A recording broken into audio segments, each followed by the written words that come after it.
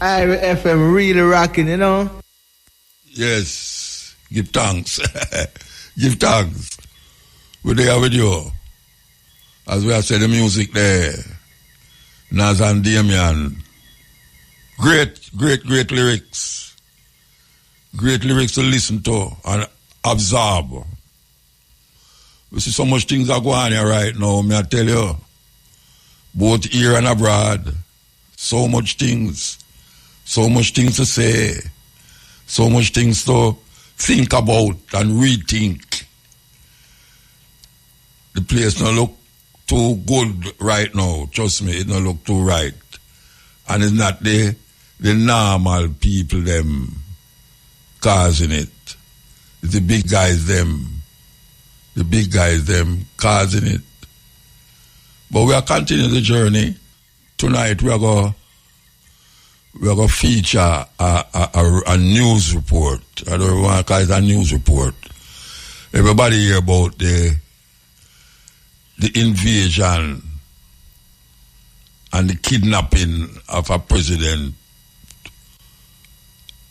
out of Venezuela, Maduro, into America, USA, by Donald Trump and him friend them. Well, for those of you who never hear how it go, we'll give a report where I consider to be the better of all of them right here, accurate report. Yeah, based upon sizing it up with different ones. We come to the conclusion and say the one we're going to play is very graphic in a broadcast. So tonight we're going to play that. And then we're going to have an interview about a wellness Caribbean symposium will come up very soon. We have Kailash, my brethren from St. Lucia. We're going to have him on the program. And we're going to have a next brethren where you might know from where we call it the social media. Very articulate brethren. We meet him down at Kailash place when we was invited down there 2 years now. 2 years now. We call him Riza from Islam.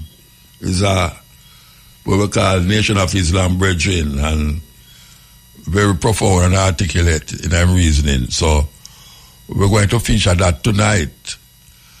Plus we have some little clips. You know, we want to take this turn in a cutting edge style. And as you hear, we continue saying that a whole heap of people kind of lose interest after a certain time of listening to certain things, especially now. The youth, them don't have a good listening span.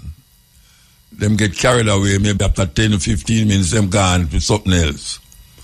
Well, we kind of figure out how to get the listener them to hear certain things where we say, and where we did I say from long time, by using Instagram and YouTube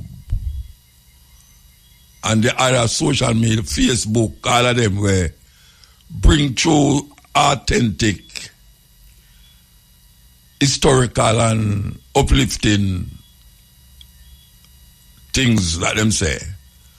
But it get missing by a whole heap of youth because all them interested in it is the wind up and the twist up and the gossip and them something there. So we will use the technology where that our disposal now and incorporate it into the cutting edge. And I tell you, you're going to be very inspired. I mean, we started long time still, you know. It's a long time we are doing it, you know, but now we are going to step it up. We are going to step it up on the cutting edge that you also can go and look and don't just use these social media things for madness. You know, we are inspire you. One way is to listen to the information and inspire you to go and search for the information them yourself. Very important that you do that, especially in this time, yeah. Because too much, you know, weary and lele are going right now. It kind of divert your attention from the real issues and the real open up your faculty of understanding and make you think. Critically thinking is what we're all about. So, this year you're going to hear enough of that. Enough of that. You know, this year. I mean, I talk about the false one, them, you know, the one them where is not historically or spiritually uplifting, because a lot of the one them where we going to play and we have been playing is things that we have been saying long before this Instagram and this Facebook and this YouTube gets so popular. We used to say these things and get cussed for them too. You know, we get cussed for it, we get, I mean, some people tell me some things that people say about me, man, that me I say, you serious? Yes. People lose all their marriage because of the cutting edge. Parents run out and pick me out of the house because of cutting edge. But now, we see a whole heap of information that come to light now where don't make me look so bad again, because people, I hear it now from voices that don't have the dialect like what we have.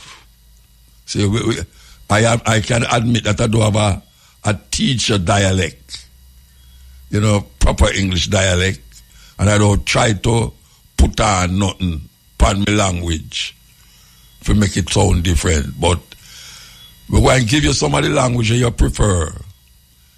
But the information is the same way I did don't give already. And then you have people who just start listening. Yeah, people who just start listening. So we will cater to them too. So I have to say, a cutting edge still 30 odd years and still going.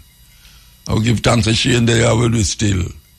Because him knows him there for a long time, and we always appreciate when him butt in pan.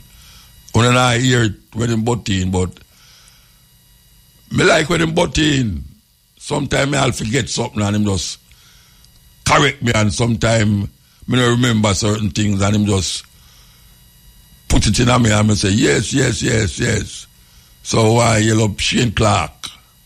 Yeah, Shane Clark, why yell him up? We don't stop yell him up, man. Yes. So we are continue, as we are saying, we are continuing the journey. Here we go, brand new. A coup and Traore the other day. Yes. Them still try to get him out, you know. And them are saying some African from Ivory Coast really behind that attempted coup. Yeah, behind the attempted coup. Them try overthrow him again. I think it's the same man where him did overthrow, I try a thing again. I try a thing, but him overcome it again. Enough coup, enough trying to overthrow him. I go on, believe you me. But him stand up there still, we hope him stand up there longer than long. So as you hear, we are going to Venezuela. Really something else, don't it? For those of you who follow it up, well, it really changed up the whole international law of how you go about things. Donald Trump decides, say, him not go follow nothing with them right down. Him a go by himself. Him a go by himself. And do what him want to do. Him not care. Him not care about the Constitution of America, nor the Constitution of the UN, nor anywhere. Anything him feel for do, him a go do it. Him do ever consider, say, when him do, people that do it already and it never turn out good. And we can make mention of Iraq.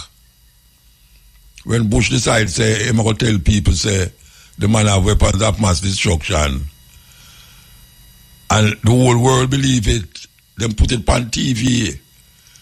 Them have all Colin Powell, who is a Jamaican blood in him. They on TV all over the world and show them the movement of this weapon. This weapon where Saddam did have. And it turned out to be a lie. It turned out to be not no go so.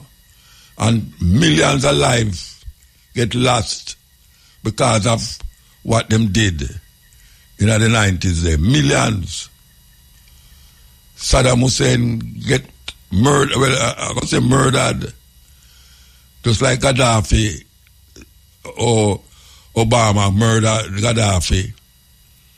Because Gaddafi was going to do a next thing for uplift and advance Africa. And Obama murdered him. So this one, you know, him decides, say, him never make nobody murder him. Him never give himself, you know. I trick him. Well, I don't trick him. Them sell him to some of my friend them, give them money for don't do nothing, forget him. You see what money can do. What money can do, may I tell you. Okay, so we're going to play this thing and while I listen to it. Listen. Good morning. We continue our breaking coverage of what may be the most audacious military operation in recent Latin American history. Venezuelan President Nicolas Maduro is now in United States custody after being captured in the early hours of this morning. But as more information emerges, we're learning that this wasn't simply a military victory. This was a catastrophic security failure that began with those closest to the Venezuelan leader, his own bodyguards. The question everyone is asking tonight is simple. How did the United States pull this off? How did American special forces penetrate one of the most paranoid security apparatuses in the Western Hemisphere? The answer, according to sources close to the operation, is as old as warfare itself: betrayal from within. Multiple intelligence sources are now confirming that members of Maduro's personal security detail, the men tasked with protecting his life, were the ones who handed him over to American forces. These weren't low-level guards or perimeter security. These were elite bodyguards hand-picked for their loyalty, trained to take a bullet for the president. Yet in the end, they took American money instead. Let's start with what we know about the timeline of events. At approximately 1:45 a.m. Caracas time, Maduro was at a secure location in the capital. The exact address has not been disclosed, but sources indicate it was one of several safe houses used by the president to avoid assassination attempts. These locations change frequently, and only a handful of people know the president's whereabouts at any given time. At 2 a.m., the first explosions were heard across Caracas.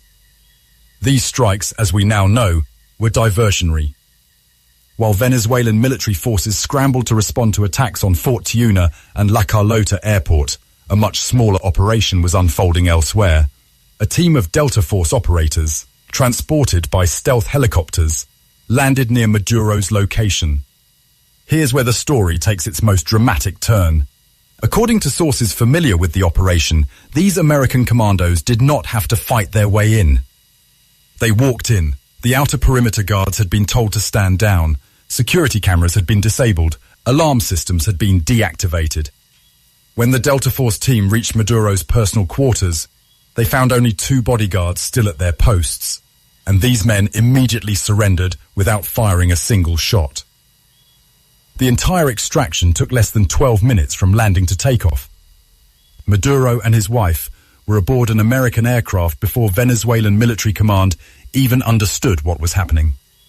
By the time Defense Minister Vladimir Padrino Lopez realized the president was missing, the helicopters were already crossing into international airspace. So how did the United States flip Maduro's bodyguards? The answer lies in a sophisticated intelligence operation that began more than a year ago. American operatives working through the CIA and Defense Intelligence Agency had been systematically studying Maduro's security apparatus, looking for vulnerabilities. They found plenty. Maduro's bodyguards, despite their elite status, were facing the same economic hardships as ordinary Venezuelans. Their salaries, paid in worthless bolivars, couldn't buy basic necessities. Meanwhile, they watched as Maduro and his inner circle lived in luxury, flying to Cuba for medical care while Venezuelan hospitals lacked basic supplies. The resentment was deep and growing. American intelligence identified 3 bodyguards in particular who seemed susceptible to recruitment. The first was a senior member of the presidential security team, a man in his late 30s who had been with Maduro for over 6 years. He had a sick daughter who needed medical treatment unavailable in Venezuela. Despite his position, he couldn't get her the care she needed. The second was a younger guard, ambitious and frustrated by the lack of advancement opportunities in a system based entirely on political loyalty rather than merit. He had watched less competent officers promoted over him simply because of their family connections. The third was a veteran security official who had served under Hugo Chavez and had grown disillusioned with what he saw as Maduro's betrayal of Chavez's vision. He believed Maduro was a usurper who had destroyed Venezuela for personal gain. Making contact with these men required patience and extraordinary care. The approach came through intermediaries. In one case, a former colleague who had defected years earlier. In another, contact was made through a family member living abroad. The initial conversations were vague, testing the waters. Would the individual be willing to simply provide information? What about their concerns for Venezuela's future? Only gradually did the conversations turn to more concrete proposals. The Americans were offering life-changing sums of money. We're talking about packages worth between $10 and $20 million per person. But more importantly, they were offering something these men couldn't buy at any price: escape from Venezuela and a future for their families. The bodyguard with the sick daughter was promised immediate medical evacuation for his child to a hospital in the United States, with all expenses covered for life. The ambitious guard was offered American citizenship, a new identity, and financial security. The disillusioned Chavez loyalist was told he could live out his days in peace, knowing he had helped free Venezuela from tyranny. But money and promises weren't enough. These men needed proof that the United States was serious and capable of protecting them after the operation. So the Americans did something extraordinary. They extracted the families first. Over a period of several months, the wives and children of these 3 bodyguards were quietly moved out of Venezuela. Some left on commercial flights under false pretenses. Others were smuggled across the border into Colombia. By the time the operation began, these families were already safe in undisclosed locations. With their families secure and millions of dollars in escrow accounts waiting for them, the bodyguards agreed to cooperate. But the plan required more than just 3 men. A successful extraction would need coordination across multiple layers of security. So the 3 recruits were asked to identify other guards who might be sympathetic. The network grew carefully and slowly. By the time the operation was ready to execute, at least 8 members of Maduro's security detail were compromised. Some were active participants who would facilitate the American insertion. Others simply agreed to look the other way at critical moments. A few were told nothing but given instructions that would keep them away from their posts at the crucial time. The operation almost didn't happen. There were several false starts when Maduro changed his schedule or location unexpectedly. American forces were put on standby multiple times, only to stand down when conditions weren't right. The breakthrough came when one of the compromised bodyguards was assigned to overnight duty at the safe house where Maduro would be sleeping. This guard was able to provide real-time updates on the president's location and the disposition of security forces. He confirmed how many guards were present, where they were positioned, and most critically, which ones were part of the plan. When the Delta Force team received the final green light, they knew exactly what they were walking into. The actual operation was clinical in its execution. The outer security perimeter simply melted away as guards who had been paid off abandoned their posts or claimed they saw nothing. The Americans moved through the building, encountering no resistance. When they reached Maduro's quarters, the president was apparently asleep. He woke to find American special forces in his bedroom and his own bodyguards standing aside. There are conflicting reports about Maduro's reaction. Some sources say he immediately understood he had been betrayed and went quietly. Others claim He initially thought it was a training exercise or a test of his security team. One particularly dramatic account suggests he tried to appeal to his bodyguards' loyalty, reminding them of their oaths and the trust he had placed in them. If true, his words fell on deaf ears. These men had already made their choice. The extraction itself was textbook special operations work. Maduro and his wife were flex-cuffed, hooded, and carried to the waiting helicopters. The entire team was airborne within minutes. By the time the rest of Maduro's security apparatus realized something was wrong, it was far too late to respond. What's particularly striking about this operation is how thoroughly the Americans had penetrated Maduro's inner circle. These weren't peripheral figures or distant associates. These were men who stood next to the president every day, who knew his routines, his fears, his secrets. The fact that they could be turned speaks to the complete erosion of loyalty within the regime. It also reveals something important about the nature of authoritarian rule. Maduro's security didn't fail because of technological superiority or military overwhelming force. It failed because the system he built was fundamentally hollow. Loyalty purchased through fear and patronage is not loyalty at all. When a better offer comes along, it evaporates. The bodyguards who betrayed Maduro made a rational calculation. They looked at their options and chose survival and prosperity over continued service to a failing regime. They knew Venezuela was collapsing. They knew Maduro's grip on power was weakening. They knew that eventually there would be a reckoning. The Americans simply offered them a way out before that reckoning arrived. Now the question becomes, where are these bodyguards now? According to sources, they were extracted along with the American team. They're now in protective custody, likely being debriefed by intelligence officials. Eventually, they'll be relocated under new identities, their promised payments delivered, their families kept safe. For them, betraying Maduro was the beginning of a new life. For Maduro, it was the end. The man who survived coup attempts, assassination plots, and years of international pressure was undone not by his enemies, but by his own guards. The irony is almost Shakespearean. He trusted these men with his life, and they sold it for the price the Americans were willing to pay. This operation will be studied for years as a masterclass in intelligence work and psychological operations. The United States didn't need to invade Venezuela with tanks and troops. They didn't need to bomb Caracas into submission. They simply needed to identify the right people, make the right offers, and wait for the right moment. The bodyguards did the rest. As more details emerge, we're likely to learn even more about how this operation was planned and executed. There will be congressional hearings, after-action reports, and eventually, perhaps, books written by the participants. But the basic outline is already clear. This was a betrayal purchased with American dollars and executed by men who decided their loyalty had a price. The broader implications of this operation are still unfolding. What happens to Venezuela now? Will there be chaos or a transition? What about the bodyguards still in Venezuela who weren't part of the operation? Are they now suspects facing potential execution? And what message does this send to other authoritarian leaders about the reliability of their own security forces? These questions will be answered in the days and weeks ahead. For now, what we know is this. Nicolás Maduro is in American custody, his wife beside him, captured not through military conquest, but through the calculated betrayal of the very men sworn to protect him. In the end, his greatest vulnerability wasn't external enemies, but the weakness of the system he built around himself. This has been our special report. We'll continue to bring you up.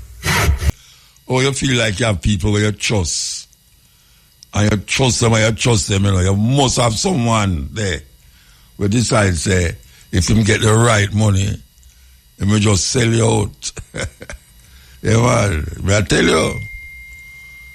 you, I guess it's 40 Cuban get killed in that operation, it to 40 Cuban. Yes, I hear Trump say it with him own mouth, 40. But it's a serious thing. We will really examine it, and it not done. It not done at all. Trust me. If you think that done, you make a sad mistake. It just start.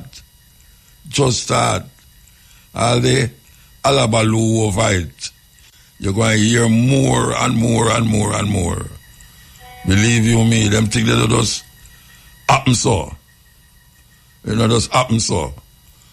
Because when people, first of all, the people them who do the betrayal, and the people them who cause the betrayal, and the people them who have to live out this betrayal now, sure, me I tell you, man, it's going to be, you saw hear about it. All the year ago, and it just start. It just start.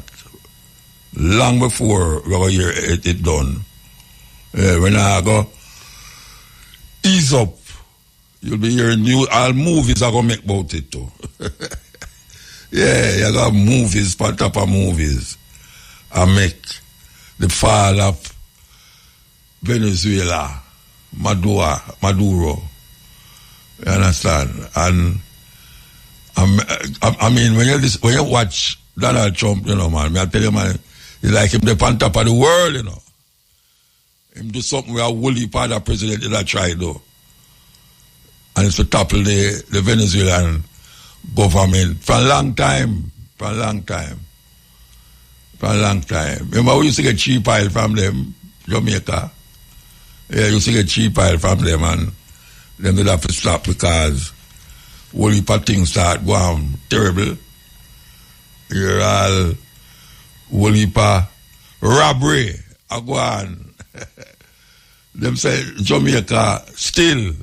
Them say Jamaica is one of the most corrupt, well, not one half, the most corrupt country in the Caribbean. I don't know about that still, but and them say it, and not me. And them say it. Anyway, we will switch the subject now. We have a symposium that come up, and it's a very important thing because symposium helps refine and redefine certain things and make people open themselves and express themselves on a different level. We have a brethren who we meet in St. Lucia. As a matter of fact, one of the brethren who control the whole thing, he was in this place, right in that studio here. His name Kailash. Have a wonderful place in St. Lucia, like a retreat. And him is a herbalist, plus other things. And we feel good to know, say, you have a brethren who study the thing on a level where him can push it out there to the public and really help to transform this idea of Rasta and Bush Doctor is dark. People don't know, so you can bring it into a level where you are exposing it on another level. And we are talking about the herbal remedies. And this brethren named Kailash, him kind of have it to the T. I want to say to the T, I talk about to the T. I think I cruise me upon the other day, and a white woman come to me and say, she remember me from down a Kailash retreat. And I say, yeah. She say, yeah. And she say, I went there with certain little problems. And see, now I'm on the truth here. I don't have that problem again. So we give thanks. And then at the same time, we had a brethren there. Kailash still have a retreat there. And we was part of that retreat at that time. And we have a next brethren there now where people might know him from what them call it, the YouTube and the social media. Very articulate brethren from the Muslim community, Nation of Islam. And I hope him up on the line, I hope him up on the line. I don't want him blow up on the line. Yeah. I'm going to tell you what it is all about. On January 11th, 2026, UTech Jamaica, from 11 a.m. to 7 p.m., there will be a symposium taking place up there. We call it the Wellness Caribbean 2026. Wellness, health, holistic symposium. And you're all invited at the University of Technology. And you're going to have speakers, as we mentioned, the brethren who is the one who is, is the genesis of it. Honorable Priest Kailash. And this brethren I will tell you about our Nation of Islam brethren, Riza Islam. And we have Camila Maklala. Oh gosh, man. Camila Maklala, I see you. And Dr. Holistic. Okay, so 4 people, all professional in them profession, very professional.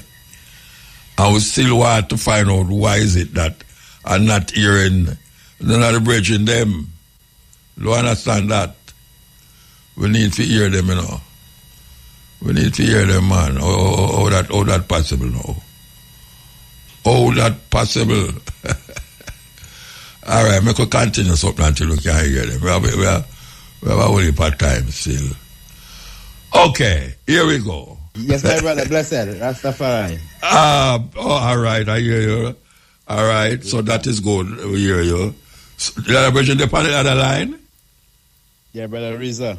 Riza Islam? My brother. Beautiful, yes, beautiful. I was kind of worried the whole community say it now go right. Anyway, give thanks. All right, so Kailash, how you doing, man? I'm good, man. What about you? Are you good? Yeah, man, every time. A long time I don't hear from you. I guess you come on and enough and I don't see and I hear you. That's about 2 times. A long time, enough time that, man. Anyway, give thanks. Man, yeah, man, love. I just mentioned a while ago, if you hear me, that I met a daughter upon the cruise the other day, and she reminded me, say, she was the sister who was next door to me when we down there with a little youth. And she said she went down there very sick, and as I can see, she was on the boat, well healthy and nice, and she said, give thanks still, you know. So really give thanks, man. Yeah. All right, so I see this wellness symposium, you know. I know it's high orchestrated. What it going to feature? I know the features. I said see the one them who's featured on it, but what is the main crux of it? Well, basically it is to really introduce the people of Jamaica, or just give the people that really do what we'd call complementary medicine or alternative medicine a platform, and just allow people to understand that there are other solutions, and many of the things that they take for granted, like massage, acupuncture, yoga, tai chi, breath work, you know, how all these things that would actually work collaboratively to give people wellness. So the theme of the symposium is really the habit of wellness. You know, just making all these things. There's something like, as Rastafari said, the levity, like wellness being something that you do every single day. Then when you fall sick, you just go to a hospital. Okay, and all of these ones and that I see here, the 4 ones, them is practitioners in these disciplines. Well, these are just the 4 core or keynote speakers. You know, so myself, I will be doing the ABCs of healing. Dr. Bobby Price, who known as Dr. Holistic, will be doing toxicity because he is really a PhD in pharmacology. So he'll be talking about the different chemicals within the environment and exactly how these things they affect our health and why is it important to detoxify. Then Brother Riza, that's with me right there. I mean, he'll be explaining exactly what he'll be speaking about on that day. And then we have Camilla McDonald of Camilla's Kitchen that'll be doing a food preparation demonstration. Okay. But then you have dentists, you have yoga experts, you have Tai Chi experts, you have all these different people also will be actually making presentations. Okay, that sounds good. Rosalie? Yeah. Riza. Rizla. Yes, sir, my brother. That's Rizla. All good, my brother. And them a mix me up, with the name, Anyway. How you doing, man? Yes, sir. I'm well, my brother. I just got off the plane. Oh, yeah? Plane and hopped on the phone, yeah. Wow. And it's California I come from? Yes, sir. Yeah, that's far. That's well far. All right, now I'll keep you long then. All right. What you going to offer to the people, them? Is the first time you're going to come to Jamaica and speak? Yes, first time. First time on the island. Yeah, I was supposed to be there a few years ago, but, we know it's in the Most High's time. So this will be my first time coming to the island. And I will be presenting on the attack on our health. So I'll be going over some of the things that different governments are utilizing to try to prevent the people from accessing greater levels of health and wellness. And I will also be presenting some of my products that I have that are solutions when it comes to us helping ourselves with our health. When you say you have, like what? We can't never see you with none long, so when I did there at St. Lucia, you did have any down there? Well, no, in St. Lucia, you saying, do we have the products in St. Lucia? Yeah. You had any down there? Down there, I think we're gonna look at somewhere we can have them physically, but I know I'll be bringing a certain amount, just a small amount there with me. I was asking if when I was down there with you, if you had any of your products. Oh no, yeah. When you were there, no, I didn't have them actually. We were right at the point of, I believe we just finished putting everything together, so everything is sped up since then. So you actually will have your bottle. I'll have your bottle personally. I'll hand that to you.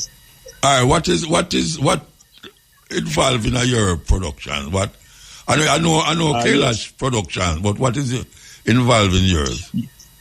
Yeah. So this one is 13 herbs in one bottle. This is a brain supplement, an overall health supplement that helps with the endocrine system, the immune system, digestive system, and different parts of the body. So the way we formulated this myself, along with our brother, the Right Honorable Priest Kailash, is to help people to not only detox, but to repair their cells throughout the entire body. That's the overall idea.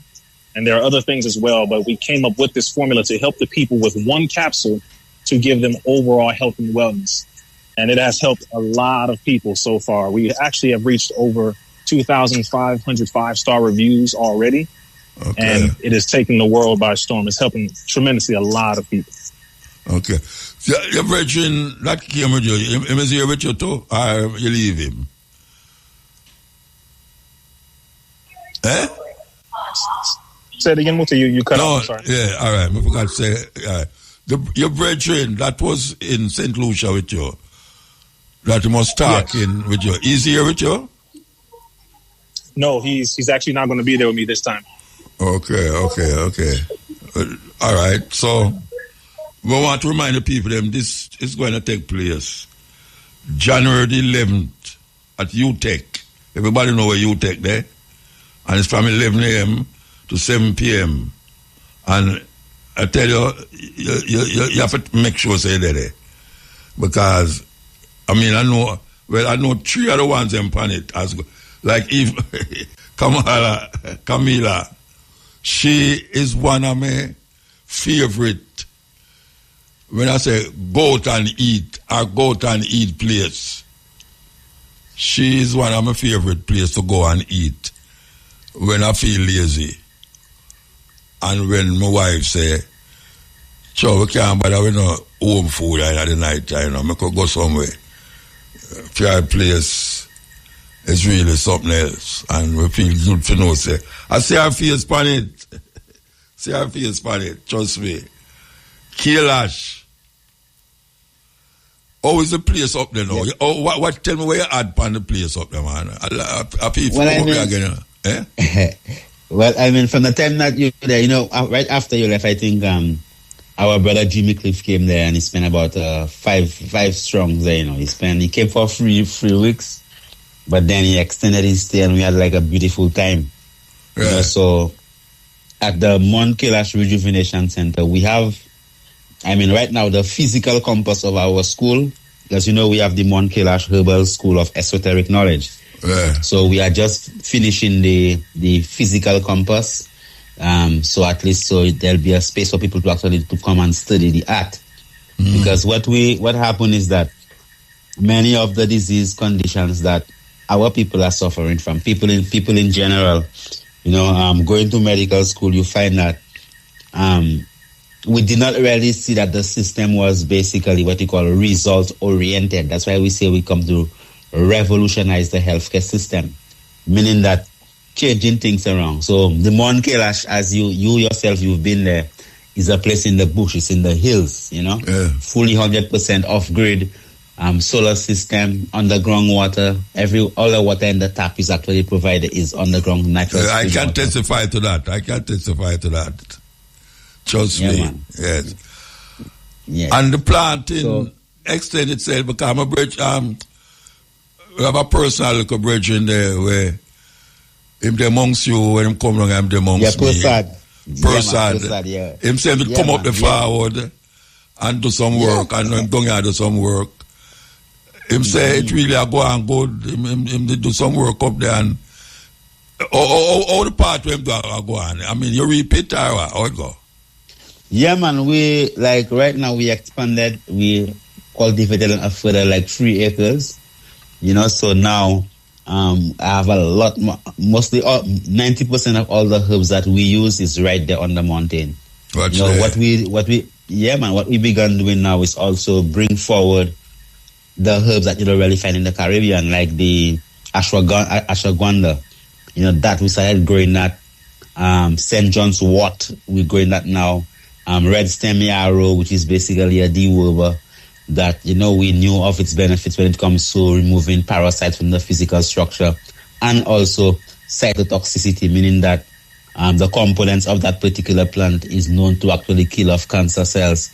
So for me now, specifically coming from the root of Rastafari, I always felt more comfortable in selling or creating products from herbs that I know what their source is. Of course. Yeah, man, because I had this incident whereby we use a product, we got herbs from a different country, and we actually created some capsules and we actually sent it to test, and what we found is that these herbs had what we call pesticidal residues.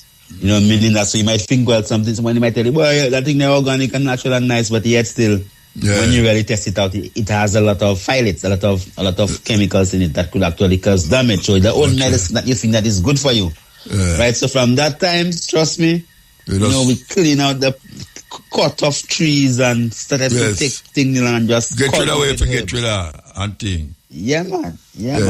So the place now is beautiful. There's a symposium that is going to be held at the UTech. Everybody know it as UTech. They call it the university now. January 11, 2026. And it's an invitation for come and hear and feel and understand a clearer perspective. And when I talk about something where man just a boil up and a chew in a pot and a talk about them a build roots and it's good for this. We are talking about professionally done. You can't go up on what them call a pharmacy and take it off of your shelf and know, say, you're the version I talk about, say, him go test certain things and find out, say, where him did have there wasn't where him did want, and him just have to get rid of that and start afresh. That is what we are talking about now. It's not a one where you go boil up this and boil up that and say, boy, this is good for that. You don't know this, some of them, man, yeah? You say anytime they must sell something, them say, boy, Muta, like him, I say, Muta, this good for this, You say, no, but me not have that, me have this. Him say, yeah, man, it's good for you too. And it's like it's a all-in-one thing, it's good for everything. And him start out, say, it's good for pain in your jaw. And then him say, but after your foot bottom, you're going to have pain in it, it's good for that too. But we are talking about something now where you can relate to and don't feel like, it's when you say buy. No, it's somewhere work. And as I tell you, say, me go experience the bridging place in a St. Lucia, and me give it 100%. Yes, me validate it 100%. Believe you me. You know me talk about everything off the grid, and that we are talking about. That we are talking about. So we give thanks to the bridging is here, and we give thanks and continue that journey there. By the way, your book, tell the people about your book, Bridging. Kailash, tell the people about your book. All right, give thanks. Well, I mean, I have a book called The Herbal Manual, which is, I have a brand new edition hardcover that actually goes from the cells of the physical structure, digestive system, respiratory system, nervous system. So even before we start to tell you that this bush good for this or this bush good for that, you have to know what is this and what is that. So you have to know when you eat, where the food go to, when you drink, where the water go to, when you breathe, where the air go through, what's your nerves, what's your skin, how your eyes see, how your ears hear. These simple things is like the manual of how the physical structure actually function. And then we have over 50-something herbs from the Caribbean. And basically we have their scientific names, common names, what they use for, how to use them, recommended uses. Because everything is, growing up, our ancestors used to just say 3 leaves or 3.5 leaf or 2.5 leaf, and in the time that we are now, it is critical that our processes are very clear. So what we did, we added upon the knowledge of the ancestors, what they provided us with. And then we study. Well, the science just validated what my grandmother have always been saying all the years, that guava leaf is good for stomach problem. That guinea hen weed does give you strong back or help with the prostate, or even here in Jamaica, you have plenty of herbs that's growing. I mean, Jamaica self, because people really don't understand that the pharmacy, that the PHARMACY is really FARMER, the pharmacy, SEE. So the amount of herbs that grow wild here, like the sarsaparilla and the cherry roots and all these different roots and barks, you have a lots of what you call scholarly articles on them, research that have been done on them, from the soursop leaf, the soursop root, the soursop bark. And how is it that if when you use the leaf, the root, the bark, and the stem all together of the soursop, how it actually helps to heal the physical structure.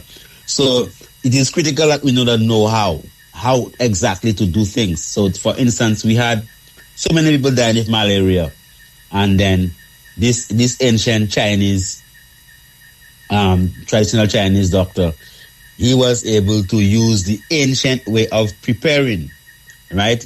A particular herb, a particular herb that everybody does use it, but if you don't use it a particular type of a way, you won't get the same reaction. So when you know how to use the herb, for instance, what they call vervine, blue vervine, if you just blend blue vervine and drink it, or you boil it and make tea, it's different than if you pong it, squeeze out the juice, and you actually drink it. That actually is like a very potent laxative purge. You cleanse, you builds up your nerves. So it is critical. So at that lecture, what I will be doing specifically is speaking of what we call the ABCs of healing. If it is that you have high blood pressure, many times people have high blood pressure and they're on how many drugs taking. When I went to medical school, that's where I learned. I say, hey, I know so many people that they're giving lisinopril and it's not good for black people, So I learned that many of the drugs that are being prescribed, it is just not effective for us. So if you have high blood pressure, what are the things you could do to help to bring down your pressure? Just stop eating bread, right? If you just stop eating bread, and that's, oh man, but I eat whole wheat bread. But it's not just the bread, it's the baking powder in the bread, what you call sodium. So if you could just stop eating bread every morning, that could help to bring down your blood pressure just because it is sodium high. Blood sugar levels, diabetes, how you could help people with diabetes, and what are the other conditions that you could develop when you have diabetes? Neuropathy, damage of your nerves, your vessels, diabetic glaucoma, you could lose your eyesight, retinopathy, your retina could actually detach because of increased pressure behind the eye. So we're going to be basically going into the disease and offering you simple solutions that's right there. And I have been blessed because I've had a very wonderful experience of having to deal with thousands and thousands of people.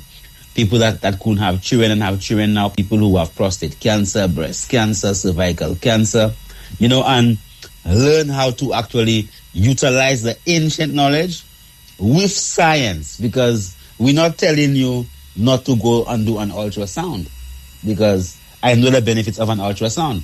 How then, when you take that ultrasound and you see that, look, you have a fibroid or you have plenty of cysts in your ovary, how then you could utilize your lifestyle, how the things you could change, the things that you could eat, the things that you could start doing, the things that you could stop doing to naturally help to eradicate this disease. So I just want to welcome the people, and I brought Brother Reza with me into Jamaica, and also Dr. Price, because Brother Reza, he could speak for himself, but he is the man that during COVID, that the administration of Joe Biden actually placed him on, and in the White House on what they call a misinformation dozen. That's it, Brother Reza? Yeah.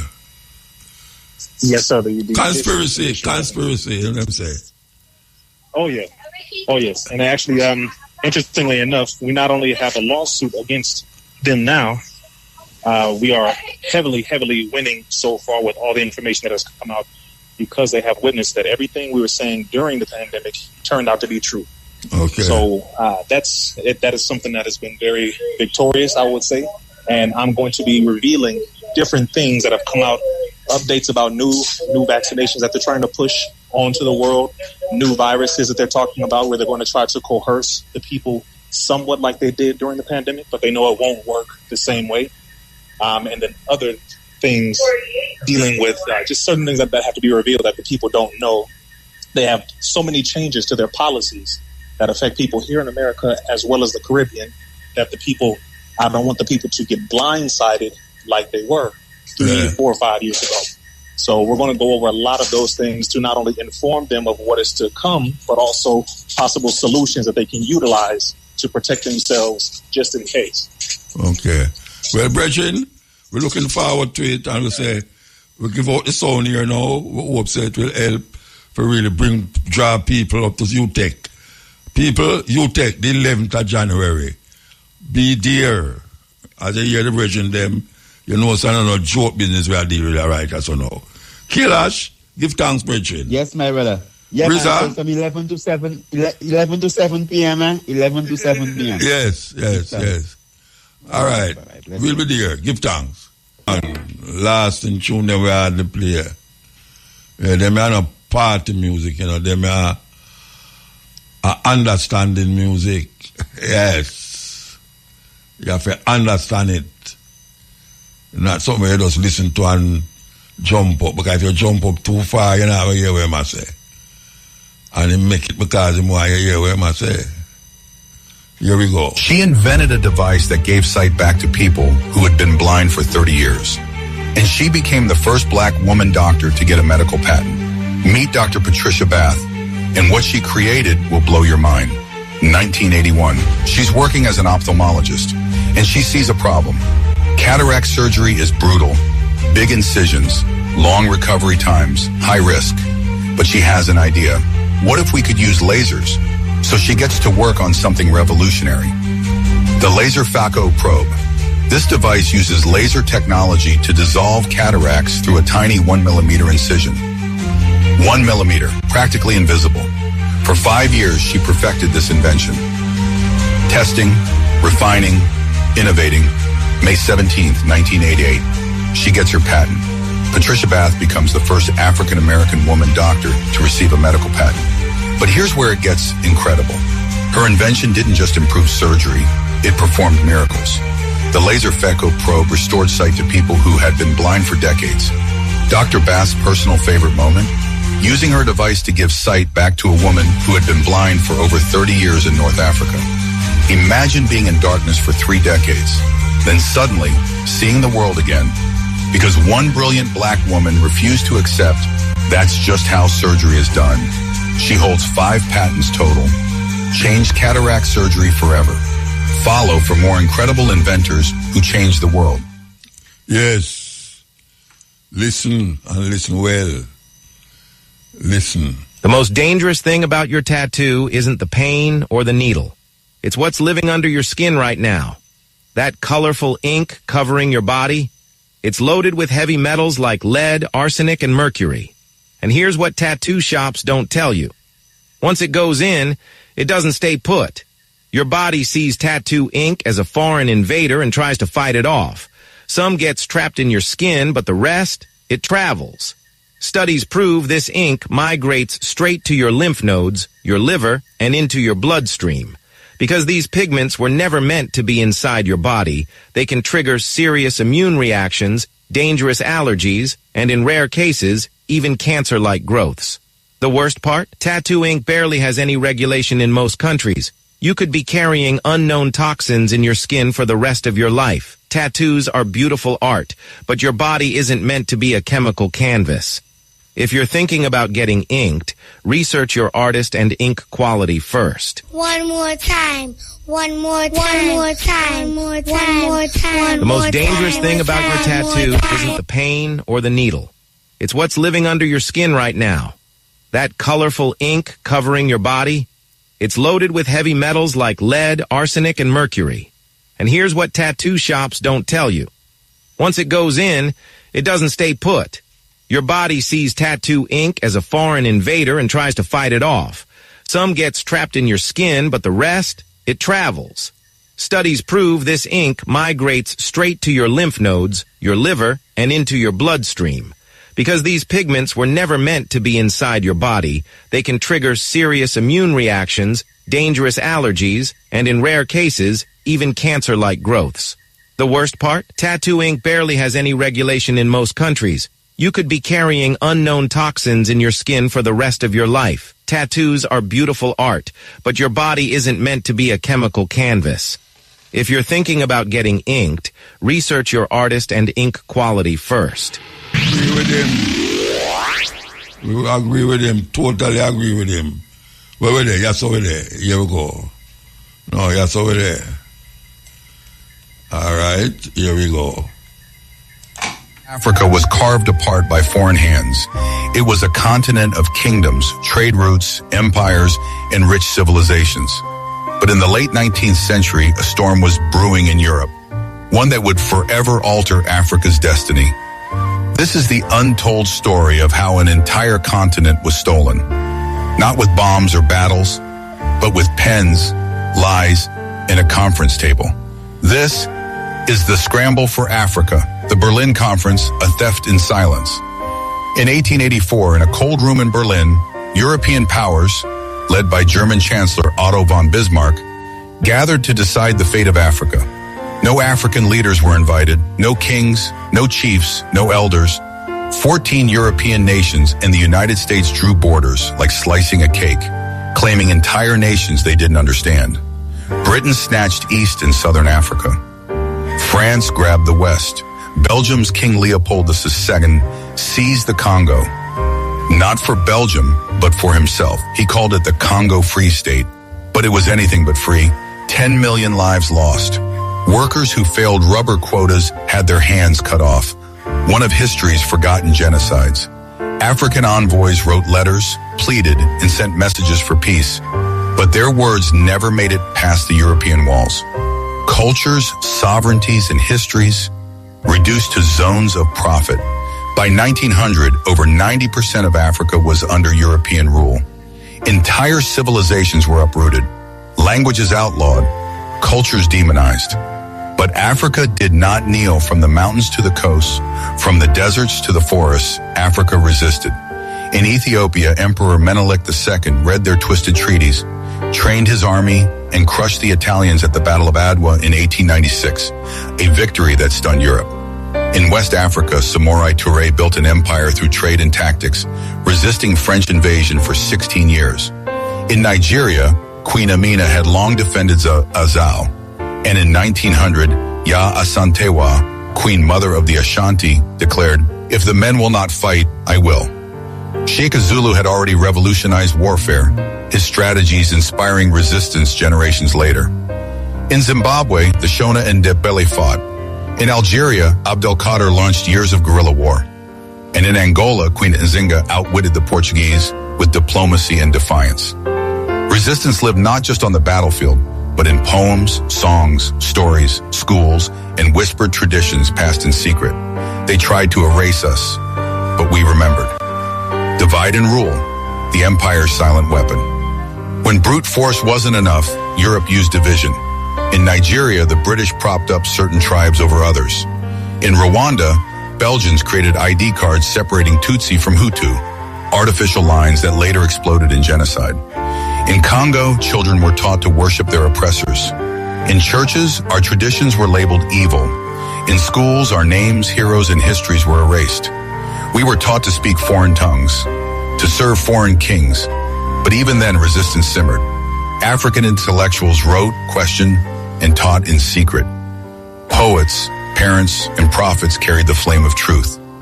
Economic theft disguised as civilization. They claimed they came to civilize, but they came to steal. Gold, diamonds, rubber, oil, cocoa, cotton, drained to feed Europe's factories and finance its empires. In Congo, forests became death camps for rubber. In South Africa, black laborers dug for gold they'd never hold. In Ghana, cocoa funded Britain, while locals remained poor. Railroads were built, not to connect towns, but to move resources from mine to port. Taxes had to be paid in money, which could only be earned by working for the colonizers. It was theft disguised as development. The scramble's lingering shadow independence may have come, but the blueprint remained. Borders drawn in Europe still divide families, tribes, and tongues. In some nations, 5 official languages. None are African. Colonial laws still shape our courts. Schools still teach European kings over African heroes. Africa grows what it doesn't eat and eats what it doesn't grow. Our resources build luxury and tech abroad, while our youth remain unemployed at home. And when things break, the world blames Africa, not the system that broke it. But make no mistake, the scramble never truly ended. It just changed its name. Africa remembers. The resistance lives. They tried to bury our heroes, but we remember.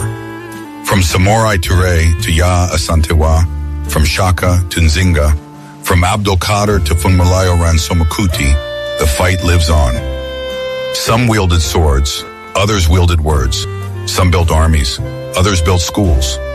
Resistance lived in spirit, in the soul of a continent that refused to be broken. Reclaiming our voice, rewriting the story. For centuries, others told Africa's story. They called us backward, primitive, tribes without history. But we were never lost. From Timbuktu to Great Zimbabwe, our history was written in stone, song, and stars. Today, African scholars, filmmakers, artists, and youth are reclaiming what was stolen. We're renaming streets, rewriting textbooks, restoring symbols. The internet is our drumbeat. Diaspora voices echo across borders. We are not just reclaiming land, we are reclaiming identity. Because when you control the story, you control the future. We are more than victims. We are visionaries. We are the descendants of warriors and the keepers of memory. The scramble for Africa took our voice. This time we're taking it back.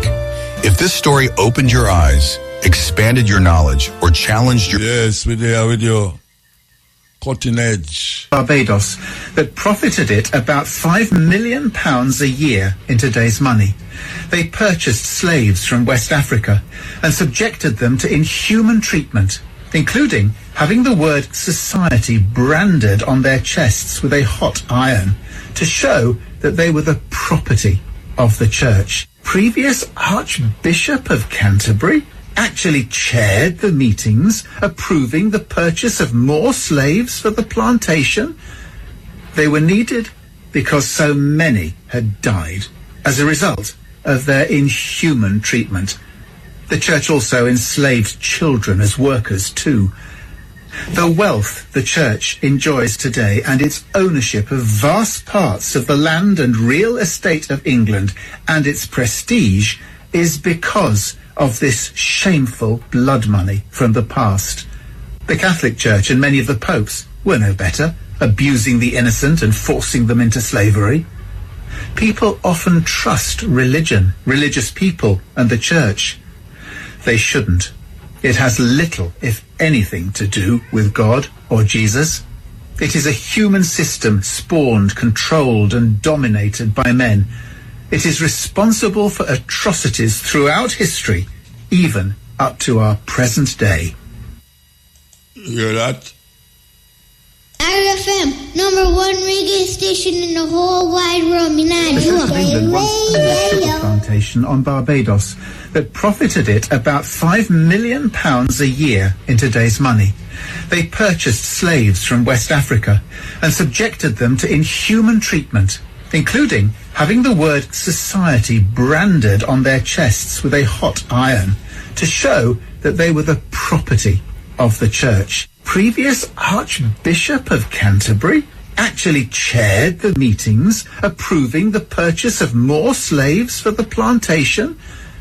They were needed because so many had died as a result of their inhuman treatment. The church also enslaved children as workers too.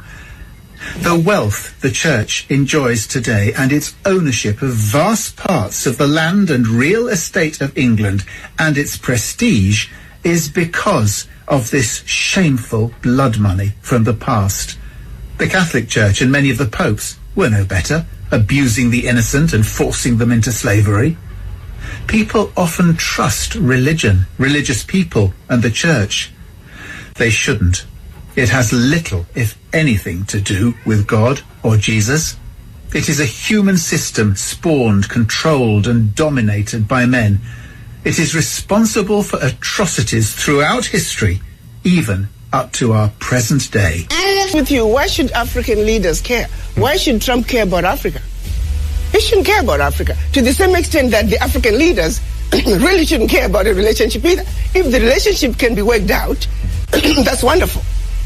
But if President Trump is saying, I have a mandate from my own people to take care of my people, and I'm doing what I need to do to take care of my people, African leaders need to take that same position. You see, it takes two to tango. If President Trump does not want a relationship with Africa, Africans shouldn't be begging for it. I'm hoping that this will translate into African leaders looking from within, because they don't really need to keep looking outside. They have what it takes. It's a wake-up call, just like what happened during COVID. It was a wake-up call for African leaders to realize that you must begin to look within Africa to take care of yourself. When the chips were down, the world walked away from Africa during COVID. So that's a reality.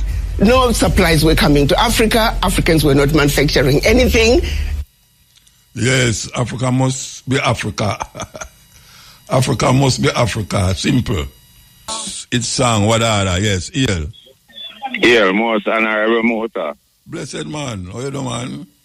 Yeah, man. Happy New Year to you and the family, you know. You too, man. Give thanks to hear you. Yeah, man. A long time I not touch base still, but you don't know. We still have listen to CMA, we still have only 2 years them, you know. All right, sir. I hope you don't take it off, you know. Don't take it off. No, man. I'm here that can't come off, you know. Yeah, man, you know, so I heard the whole world I cry with CMA. Yeah. Yeah, man. So, quick and fast, I just want to shout up 2 people because we're there right at hardcore sports bar right now. Check in and listen to what I go on CMA. Okay. Well, yes, I want to big up the one them on the corner, CMA. Want to big up Abby. Want to big up Angie, Odien, Ash, Bojo, Melissa, CMA. Watch it, you know. Whoa. What Melissa do up there? No, yeah, Melissa, the good Melissa. She not do no damage. All right, sir. All right. If you say so. Yeah, but the other Melissa, I be a thing she go on with. I tell you, man. And if ever catch us, man. Yeah, so see, I want to send condolences to Bola CMA because you know him pastor and on a Friday night I'm singing. And my cousin Cherry Moody, she pastor and you know the same time, it's same day, 2 of them pastor and the state. What cause that? How come the 12? Yeah, man, up in Orange, where them like, from? one of them is a mile short, the other one did a build a grave down there, Raymond. He did a build a grave down at the cemetery there. I mean, I know what I mean. He just drop down and just dead like that. You see? Down at the grave site? Yeah, Brownstone Cemetery, my build a grave. No, I mean, him drop down Him drop down in the grave site? Yeah, and dead. What? So Friday night, a film candlelight here, me, and Bolo film singing on Friday night.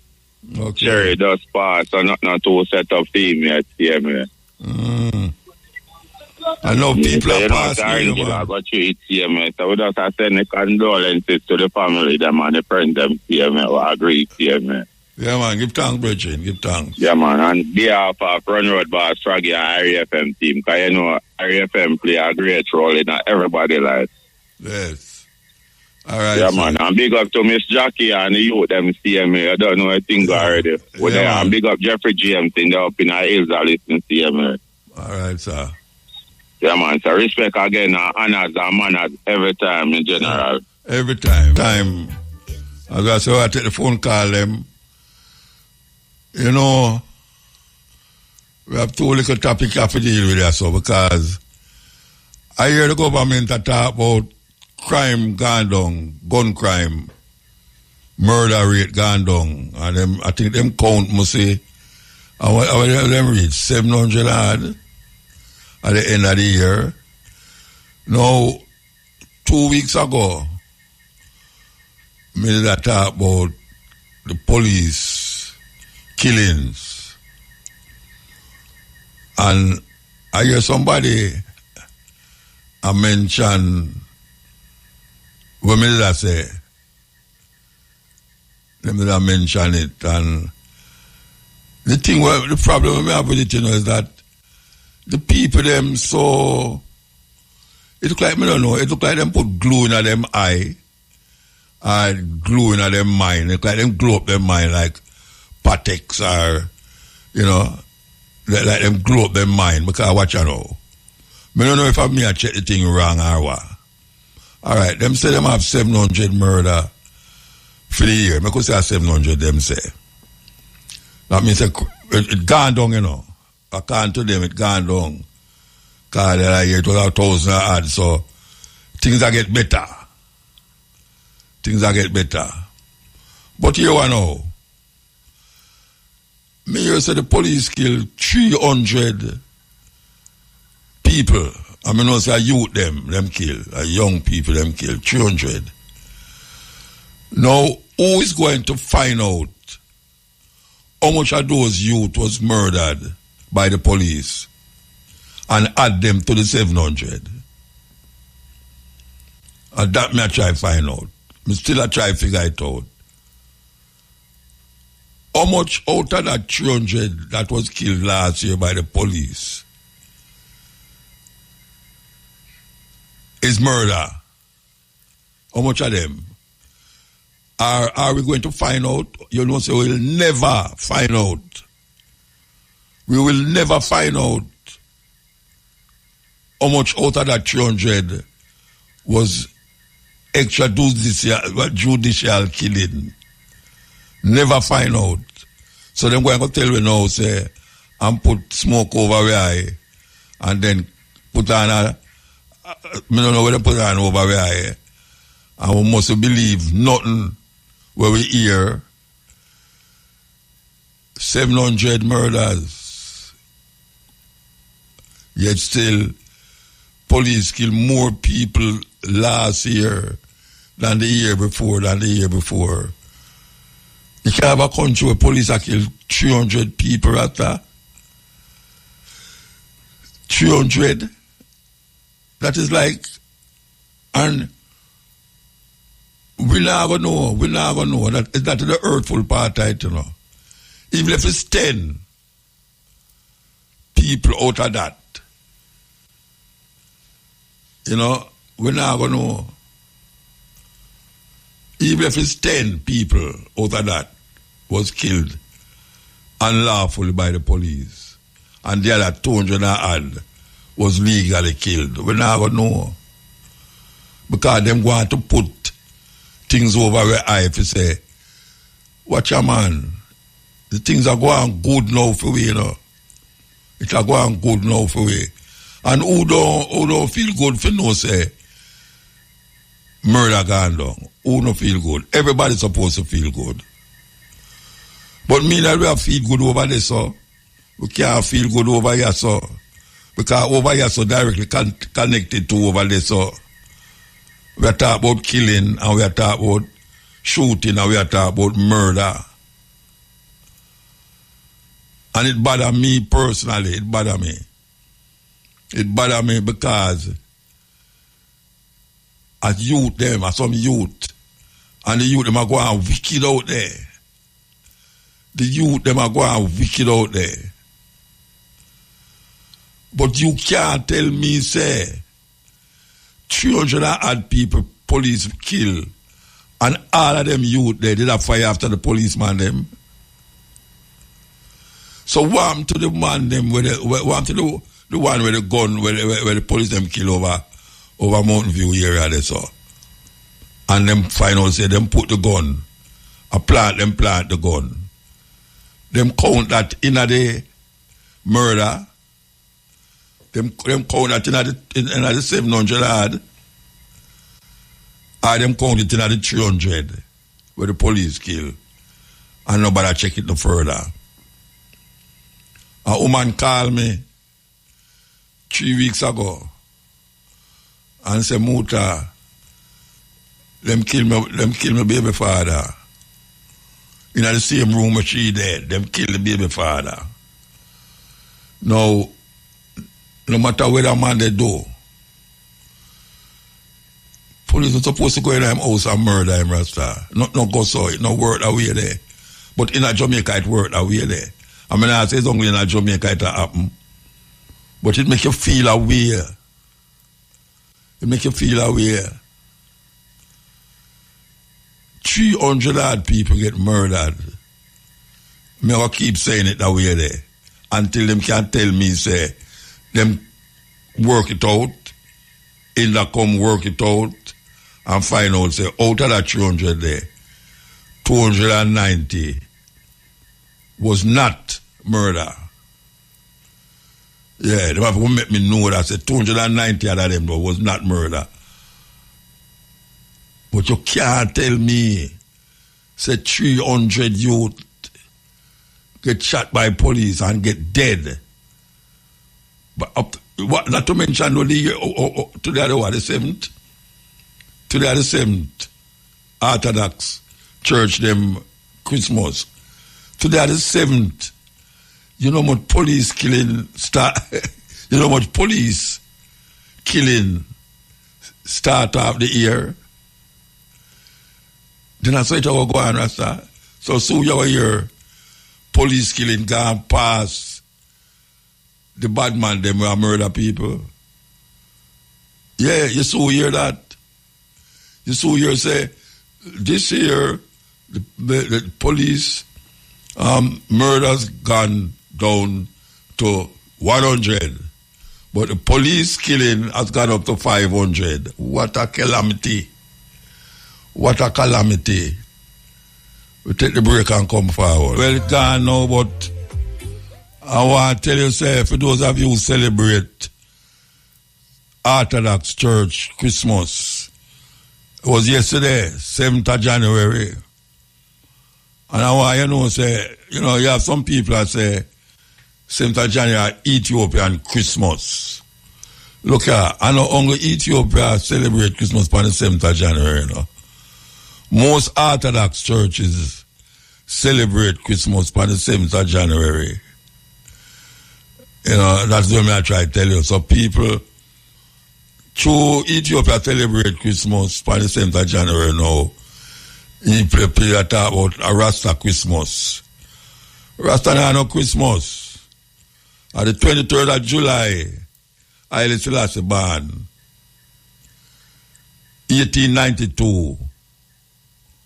At that time, Haile Selassie born. So, man can go and say what he must say, but the reality is that Haile Selassie never born on the 7th of January.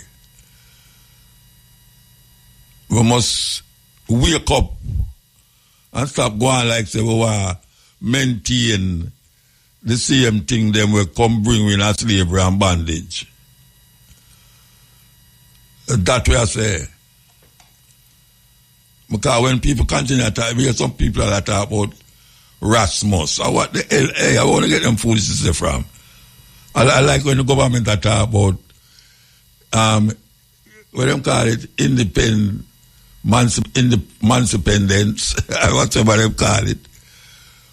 No, you have somebody that talk about Rasmus. What the hell you talking about? Which Rasmus? Rasmus is the 23rd of July, 1892. Haile Selassie born. And we don't need a fair try to twist it round and I bring it round and I carry it round like we want. Change it up and make it more validated when we say that. Rasmus. What we are trying to do? What we're trying to do? Saying Haile Selassie can't stand by itself. You have to validate it with some madness. Rasmus. Why you want to create a Rasmus around something that is not? Because the man with them called Jesus Christ, he never born on the 25th of December, nor the 7th of January. We have to know that. He never born on the 25th of December, and the whole world know, you know. But because we are doing so much time, you know, them say, you keep repeating a lie, it become true. It become true to the people them who not think. It come true to the people them who not think. So every year at a certain time in the year, them make we do certain things that we never usually do. And most of the creation of those things was created by the same people them who bandage we up, chain we up, and bring we across us. So most of them. As a matter of fact, most of the holiday them where we celebrate is not of our own historical references or cultural practices. It have something to do with nothing.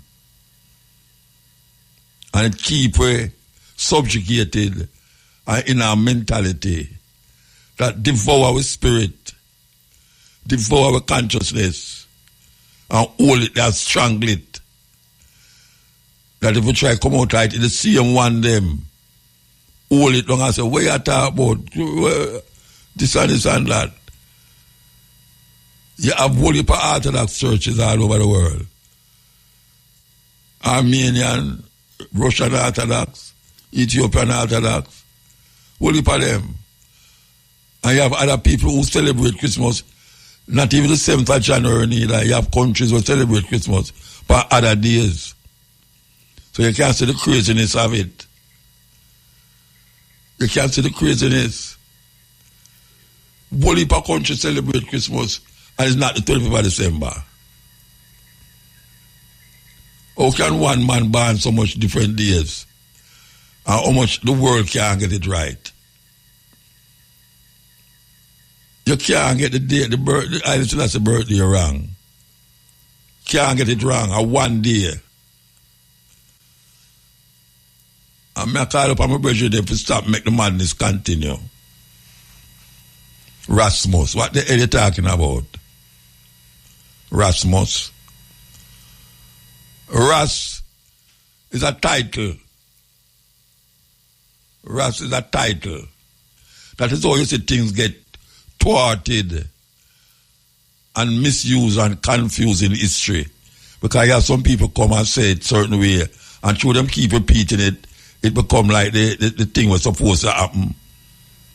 And you can't see that all in the Bible too.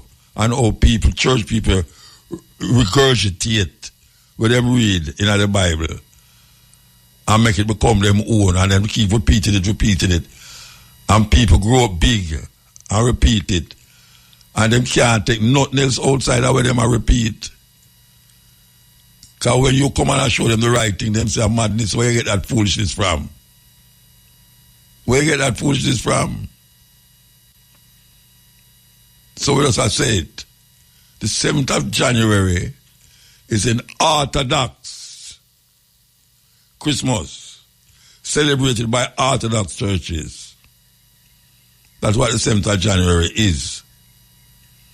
It is celebrated in Ethiopia because Ethiopian church, the Ethiopian Orthodox Church, is the main church in Ethiopia. So they celebrate it on the 7th of January. And then you have, in our compound, them have the celebration the 6th of January. You know, I mean, it bother me. It bother me when I hear Rasta. Rasta, I talk about Rasmus. Like how I come bastardize the thing and make it get, like how them say Jesus. Yes. No go say no. No man never named Jesus. Because him wasn't an Englishman, if you want to take him as how him was. Him come from a place where them call Africa.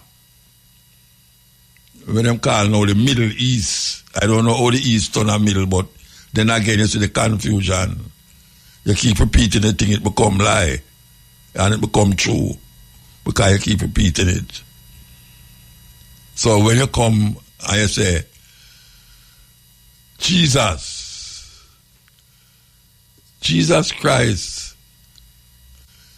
people say, them know we attack. Is a man who lived 2,000 years ago. But who know? Who know? Them know. But them keep in the dark continuously. Hey, you know, say, anytime we talk certain way on this program, there are some people, it's almost like them a masochist, you know. Them love the beating, and them keep coming back for more of the beating. Why hit up all of the people them who listen to this program every Wednesday and can't take it. Yeah, why healing up? Can't take it. And every Wednesday them can't miss it. Can't believe that, man. Them can't miss it, you know, but them love the program. Them hate the program. But guess what? Anywhere them go, them have to run, go home. But listen, we're healing up. Give thanks. Thank you very much. Okay, so now that we get that off our chest, we are going to play. As we say, we have to take the phone call them. But you know, we stay if we don't get no phone call and nothing. We still go through.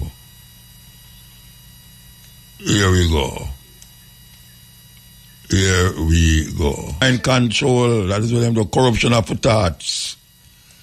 Corruption of thoughts, man. Mind control. How do you know when your mind is controlled? Think about it.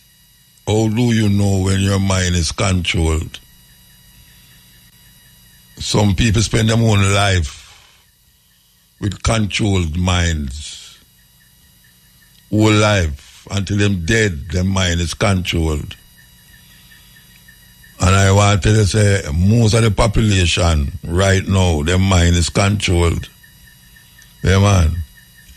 The system say, get up at a certain hour, because you have to go to work at a certain hour. Because you have to catch a certain bus at a certain hour. And you have to sit down in a chair. 5 days a week, you have to sit down in a chair at a certain hour, around a desk at a certain hour. And you go to lunch 12 o'clock at a certain hour and come back at a certain hour. You don't want to miss none of them certain hour there. I should know, so you're going in a problem. Serious thing. Men and people catch you in these certain hour. Mind control. Leakage, Burna Boy, and Damian Marley talking about differences, seeing differences. We have to recognize the differences. That's why the word's so pretty and beautiful, man. The differences. Everybody can't go one way. It's madness. After we're not army, soldiers. No, sir.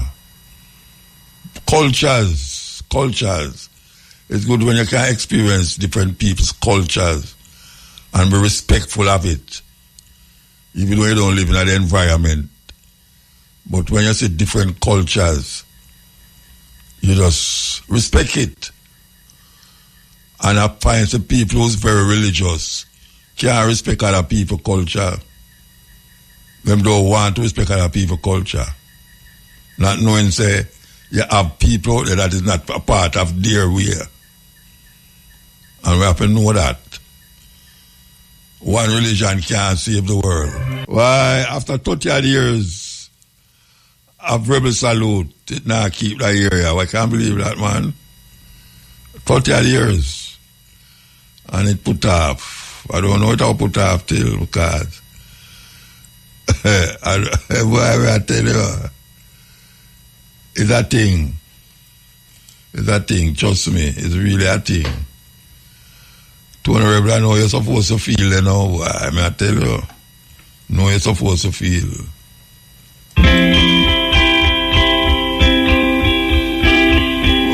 Okay, easy. How I do me tonight, man? The cutting edge. But there with you, I go show the pieces. Here we go. Countries that killed the most people in history. You won't believe who's at number 1. Number 10, Japan. World War II invasions in Nanjing killed 10 to 20 million. Number 9, Ottoman Empire. Wars and genocides, 15 million plus. Number 8, Mongols. Wiped out cities, 30 to 40 million. Number 7, France. Colonial brutality, 40 to 50 million. Number 6, Nazi Germany. War plus Holocaust, 50 to 55 million. Number 5, Russia, USSR. Wars, purges, famines, 50 to 60 million. Number 4, Qing Dynasty. Rebellions, famines, 60 to 80 million. Number 3, USA. Native genocide plus wars, 60 to 80 million. Number 2, Mao's China. Policies and purges, 70 to 100 million. Number 1, British Empire. Colonialism and famines killed 100 million plus Indians. Total 150 million plus. Empires didn't rise. They slaughtered their way to power. One more time. Countries that killed the most people in history. You won't believe who's at number 1. Number 10, Japan. World War II invasions in Nanjing killed 10 to 20 million. Number 9, Ottoman Empire. Wars and genocides, 15 million plus. Number 8, Mongols. Wiped out cities, 30 to 40 million. Number 7, France. Colonial brutality, 40 to 50 million.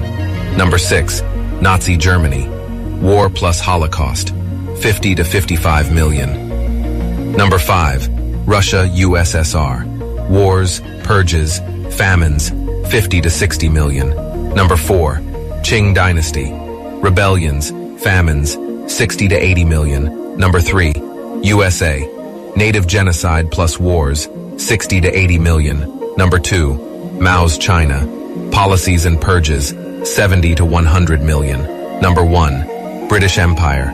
Colonialism and famines killed 100 million plus Indians. Total 150 million plus. Empires didn't rise. They slaughtered their way to power. Did you know that in 1982, the Vatican Bank was caught laundering $800 million in cocaine money? For centuries, the Vatican stood as the world's moral authority, but behind closed doors, a shocking operation was unfolding. Archbishop Paul Marcinkus had turned the holy institution into a criminal empire. He used diplomatic pouches to smuggle cash across borders without inspection, created fake accounts under saint names, and disguised drug money as religious donations. Mafia bosses made fake pilgrimages to personally deliver millions in cocaine proceeds directly to Vatican City. Italian investigators discovered that Vatican accounts contained more drug money than actual charity funds. When journalist Roberto Calvi threatened to expose everything, he was found hanging from London's Blackfriars Bridge. His pockets were stuffed with bricks and $15,000 in cash. The mafia had silenced him permanently. Meanwhile, Marcinkus fled to Vatican City, hiding behind diplomatic immunity. The world's holiest place had become the epicenter of organized crime's financial network. Sacred walls protected the dirtiest money on earth. Yeah, man, don't let life get you down. Neither don't make the peace or the politician get you down either.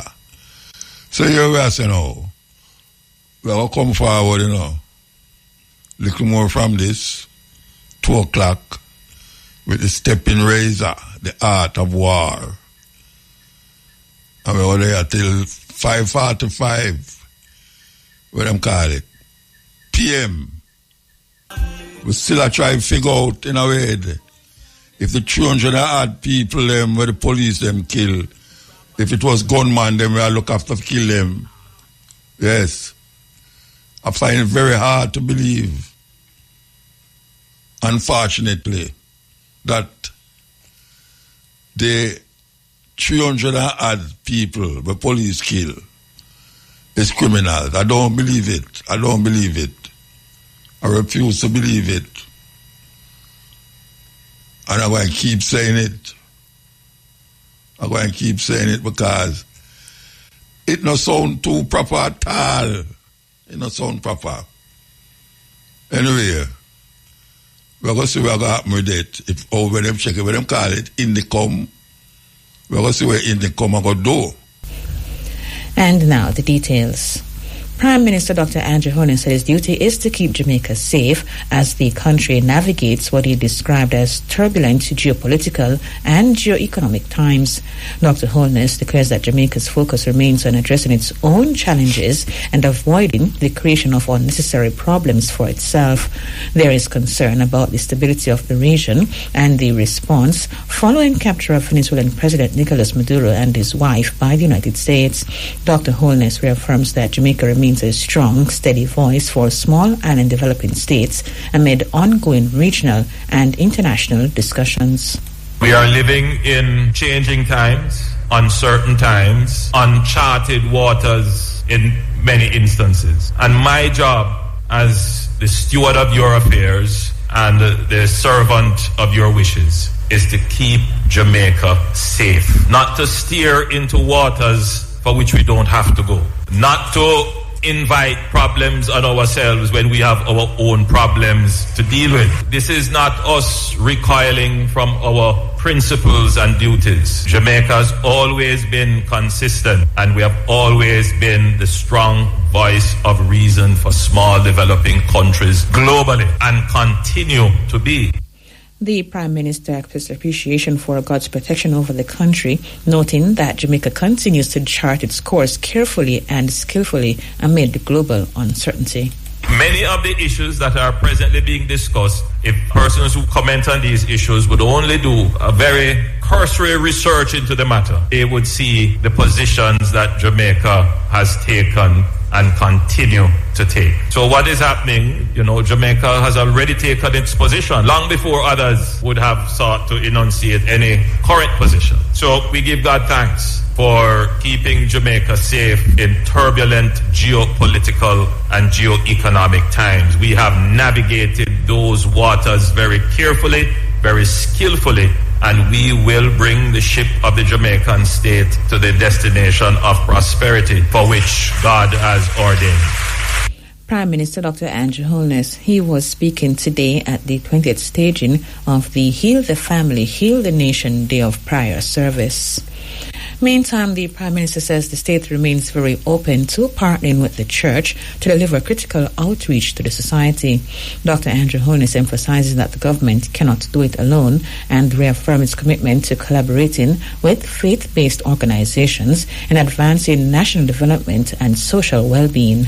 Make no mistake about the importance of the church in our society. And so we make it a point of duty, and we are not ashamed or abashed in saying that we are very open and very proactive in partnering with the church to provide services and to deliver critical outreach, because the government, the state, just simply cannot do it alone. And we make no excuses in saying this is a Christian nation. Make no mistake about that.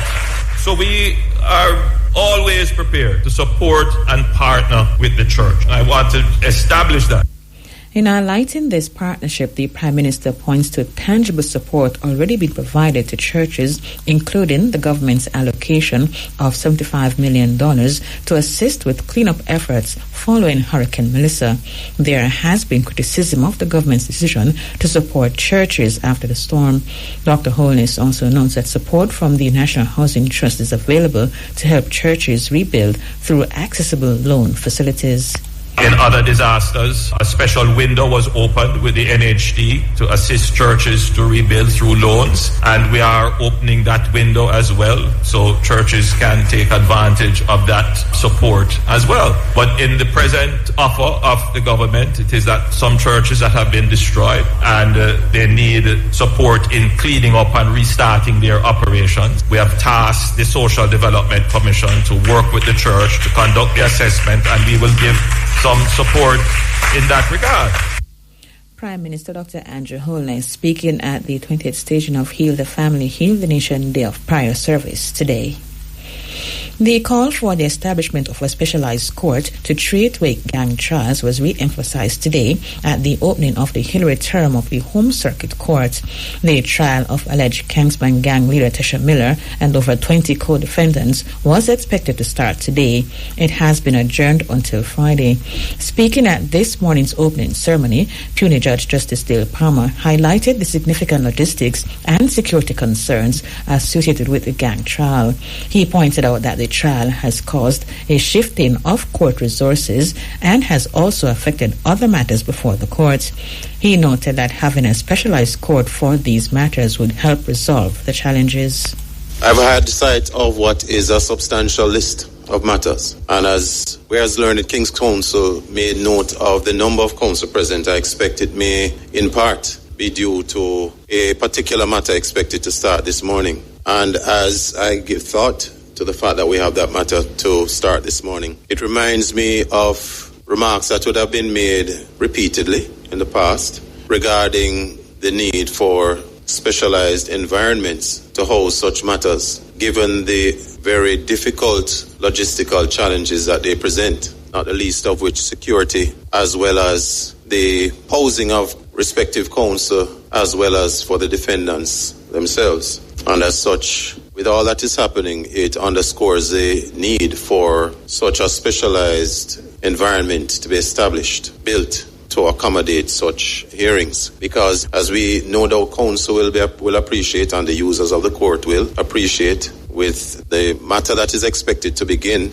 it has displaced the other courts in terms of the housing of other defendants and also persons being ushered into the courtroom and the managing of the court, limited court resources. And so it underscores that need. Citing the substantial list of matters for this term, Justice Palmer urged staff, attorneys and others to make the best use of court resources. There is a substantial list, as is mirrored just all over our country. And they all seem to, well, I must admit that murders, gun-related matters, as much as gun-related matters are dealt with in a different court, and sex offences dominate the list. As the learned director has outlined that there are several gang-related matters that are expected to be case managed and heard during the course of this term, we are mindful of the need to make the best use of the court's resources. The list is substantial, and I accept the assurances of both learned counsel for the private bar and the learned director on behalf of the public bar, that efforts are going to be made to ensure, as much as the list in this court will be managed in another court due to the logistics of the ongoing matter or the matter to expect it to be started. Puny Judge Justice Dale Palmer. The Caribbean Examinations Council will make adjustments for Jamaican candidates to include an extension of the period for submitting school-based assessments, SBAs. This comes on the heels of Hurricane Melissa in October that caused significant damage to some parts of the island and disrupted lives. Speaking at the CXC press conference today, Registrar and Chief Executive Officer Dr. Wayne Wesley said CXC will extend the timeline for submission of SBAs for schools negatively impacted to June 15. Modifications and adjustments will be facilitated for Jamaican-based candidates with respect to school-based assessments. Secondly, late registration has been accommodated for candidates from schools negatively affected without any late fee requirements. Thirdly, CXC will extend the timeline for submission of SBAs for schools negatively impacted to June 15, 2026 without any late fee requirements. Then, all candidates based in Jamaica will receive their results in August 2026 with the rest of the region. In other words, there will be no delay. He further outlined that candidates can also defer to another session next year. Where candidates register and pay for their examinations but no longer feel ready to sit the examinations, they can seek a refund or defer to another session in 2027. Registrar and CEO of CXC, Dr. Wayne Leslie. Meantime, the Caribbean Examinations Council has noted that Jamaican schools that qualify for the modified approach are expected to make submissions by January 14. This comes on the heels of Hurricane Melissa in October that caused significant damage to some parts of the island and disrupted lives. Speaking at the CXC press conference this morning, Director of Operations Examination Services at CXC, Dr. Nicole Manning, said schools that qualify for the modified approach will be graded based on paper 1 and their school-based assessments, SBA. We did mention also the flexibility of schools and candidates of schools in the negatively affected areas being facilitated through what we call the modified approach, CXC's modified approach. And that includes the use of the paper 1, that's the multiple choice, and the school-based assessment. So candidates will be graded on the paper 1 and the school-based assessment if selected to do the modified approach. Now, it's very important to note the schools that fall under this particular grouping. 1, you have several parishes, and of course CXC would have done the collaboration with the Ministry of Education, Skills, Youth and Information. We did our situational assessment along with the ministry and the schools to get a better understanding as to the situation for each of these schools within the parishes. In line with that, we also did our own review in terms of the data that was present in Jamaica. Dr. Manning outlined that CXC will be aware of the schools that qualify by January 14. We will work with our local registrar to ensure that we can identify these schools and we will manage accordingly. The submissions from the schools will be required by January 14th. So by January 14th, we will know the schools will be doing the full normal assessment versus the modified approach. Along with that, it was identified by the ministry that you do have special cases, very special cases outside of those parishes where students and schools may have had some devastation, and CXC will take that into consideration. She added that concessions will be made for SBAs. We will be utilizing the treatment of the school-based assessment concessions. So we are offering to all students in Jamaica concessions for the school-based assessments. Now, this document I'm holding provides the details for all subjects, and it must be noted that for this document, it is only valid for use in Jamaica, nowhere else in the region. So the concessions are particularly for Jamaica. Director of Operations Examination Services at CXC, Dr. Nicole Manning. Students of the Akompong Primary School in St. Elizabeth are the latest recipients of STEAM toys donated under a special program by the Technology Ministry. Minister with Responsibility for Technology, Dr. Andrew Wheatley, handed over the items at the Akompong Maroon celebration yesterday. The STEAM Toys initiative forms part of government's recovery support, especially for children in areas hit hard by Hurricane Melissa. Dr. Wheatley noted that the toys are intended to stimulate creativity, innovation, and critical thinking. Science, technology, engineering, arts, and mathematics. Subject areas that are critical for the future development of the minds of our children and ensuring that Jamaican children can stand tall in the global space when it comes to technology, when it comes to the sciences, when it comes to engineering, arts and mathematics. That is the way of the future. And these toys that we have been giving out since Wednesday to children in affected communities are geared towards stimulating the thinking process, stimulating the innovative capacity of our children. And the children of this community, a compound, they have a right to these as well. And so we will be giving to students at this institution these STEAM toys to unleash the innovative capacity of the children of a compound that attends this institution. He added that the government has also provided a special satellite system to improve connectivity in the community. We have also handed over to the principal and the community a special satellite system that will improve connectivity, where Wi-Fi connectivity will be such that the children can continue to learn remotely. They can access learning materials from the Ministry of Education website. They can access STEAM learning material online. And this is possible through the support of the European Union, where ISPASAT will be installing a satellite link system right here on the compound of this school. The Jamaica Defence Force were trained to install this system by the specialists from ISPASAT, and they will be coming here shortly to install that new system of connectivity. You all know about Starlink. This one is even bigger than Starlink. This one is ISPASAT that is very secure and, of course, will provide a level of connectivity and a level of service, a bandwidth that will enhance and be able to serve the entire community. Minister with Responsibility for Technology, Dr. Andrew Wheatley. A compound chief, Richard Curry, has welcomed Prime Minister Dr. Andrew Holness's openness to discuss further the sovereignty of the Maroons. The compound Maroons celebrated the treaty with the British that established the community, ensuring its freedom and autonomy yesterday. Prime Minister Dr. Andrew Holness, who addressed the event, stated that the compound Maroons are part of the Jamaican sovereignty. Chief Curry outlined that the Prime Minister will visit the community to hold further talks on the Maroon sovereignty.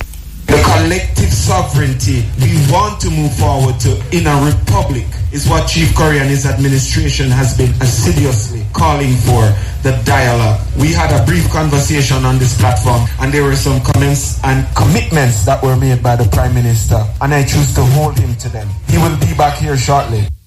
He explained that documentation is needed to concretize the distinction of the Maroon people from the remaining society.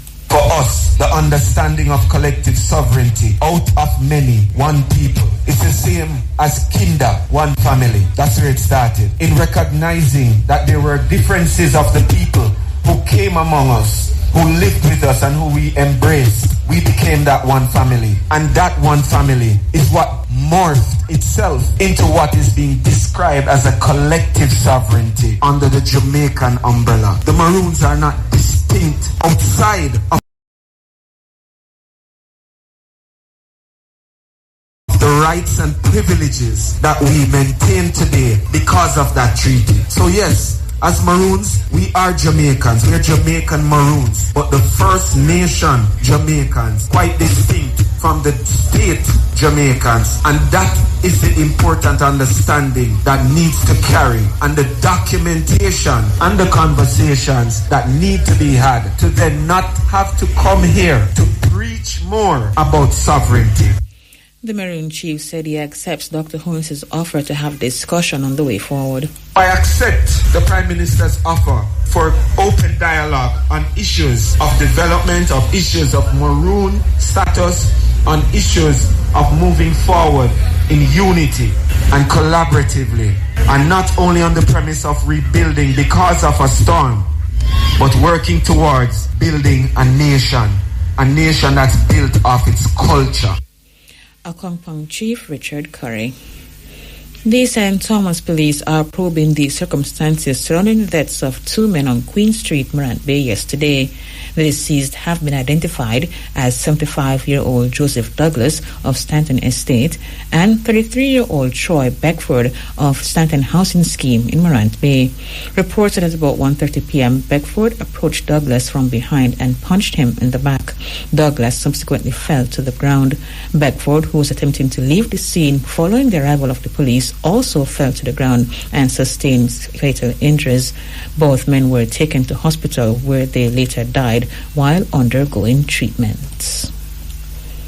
Minister of Labour and Social Security Pernell Charles Jr. has urged the participants of the Canadian Farm Work Programme to take full advantage of its benefits, noting that the programme provides a critical pathway to lawful income, skills development and national recovery. Addressing the workers yesterday, Mr. Charles Jr. encouraged them to remain focused on their goals. I want to encourage all who are here and who are repeating in terms of this journey to stay focused. Sometimes when you are on track, there will be things placed in front of you to distract you. That can come in many different ways and many versions. It could be a fellow farm worker, could be a supervisor, could be just somebody in the community, could be whatever it is. Stay focused. This opportunity is yours to make or to break. And for those of you who have the experience and have been here for some time now, you have a responsibility to make sure that the younger ones are guided. He emphasized that the workers must act with integrity and determination as they are pioneers, paving the way for future participants in the program. When somebody thinks about Jamaica, they will think about you, about your smile, about your character, about the attitude you bring to work, about how you treat each other, about your integrity, about your determination. You are Jamaica, but you're also door openers, because there's so many other Jamaicans coming on, many of your children, many of your family, many of your community members who want the opportunity too. So the only way to make sure that the door remains open is to continue to represent in such a way that the 60 years becomes 100 years, and that the partnership continues in strength and confidence and trust. Minister of Labour and Social Security Pernell Charles Jr. The first group of 98 seasonal agricultural workers for the 2026 farming season in Canada left the island yesterday. A group of 85 left today. Since January 1 last year, more than 15,000 Jamaicans have benefited from the overseas employment opportunities in Canada and the United States, surpassing the previous year's figures. The St. James Health Department has officially launched a $50 million vector control program aimed at safeguarding communities across the parish. The program forms part of the Western Regional Health Authority's broader disease prevention strategy and will intensify efforts to control mosquitoes, rats, and other vectors that pose significant health risks, particularly during periods of increased rainfall and warmer temperatures. The multifaceted initiative will focus on parish-wide fogging and larviciding, enhanced rodent control activities, community cleanup exercises, and public education campaigns to encourage residents to take responsibility for eliminating breeding sites in and around their homes. The program will also see increased deployment of environmental health personnel and the use of modern equipment and chemicals approved by the Western Regional Health Authority.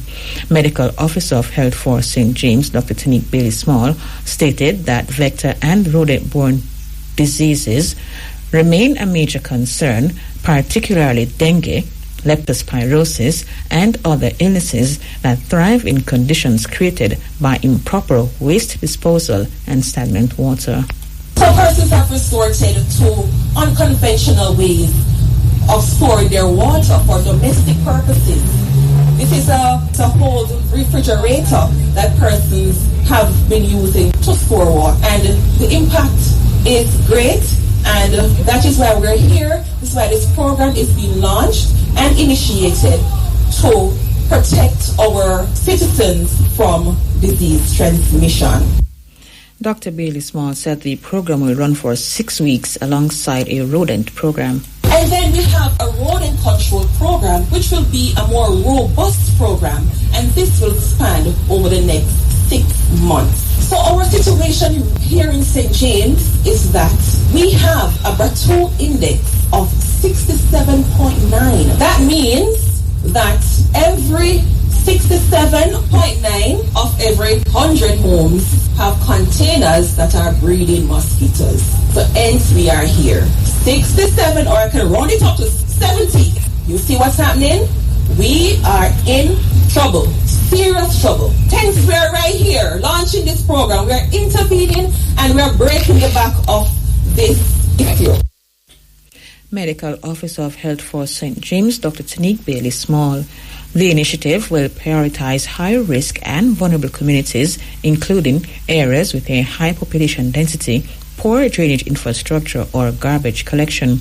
Regular monitoring and surveillance activities will also be strengthened to ensure early detection and rapid response to potential outbreaks.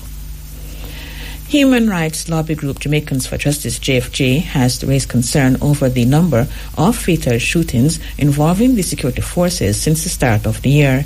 According to the Independent Commission of Investigations, INDECOM, 15 people have died in incidents involving the police since January 1.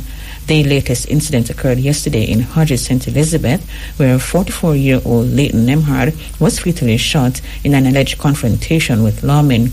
3 of the other incidents are triple fatal shootings, with a 4-year-old child among the deceased.